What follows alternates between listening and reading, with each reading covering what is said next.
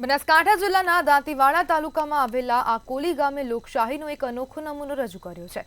ગામની ગ્રામ પંચાયતની ચૂંટણી પહેલા જ ગ્રામ લોકો એક જૂથ થઈને સમરસ પંચાયતની રચના કરી અને સમગ્ર ટીમને બિનહરીફ જાહેર કરી છે।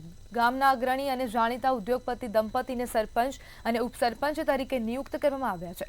સરપંચ તરીકે ગોમતીબેન ઈશ્વરભાઈ માળીની વરણી કરવામાં આવી છે। તેમના પતિ ઈશ્વર માળી ઉપસરપંચ તરીકે ચૂંટાયા છે। આ પ્રસંગે ઉપસરપંચ ઈશ્વર માળીએ ગામના વિકાસ માટે 51 લાખ રૂપિયાના ફાળાની જાહેરાત કરી હતી।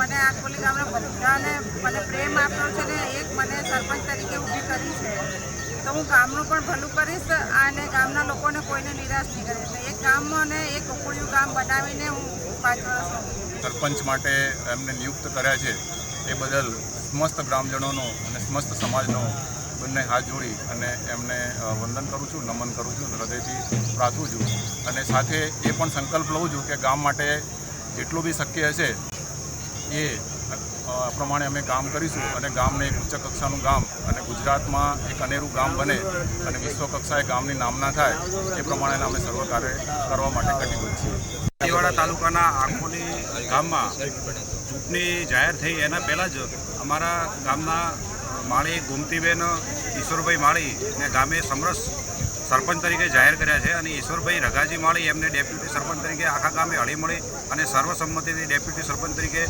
જાહેર કર્યા છે। અમને એમની પાસેથી બહુ મોટી અપેક્ષા છે। અમારા ગામને નંદનવન અને આદર્શ બનાવવાના એમના સ્વપ્ન છે।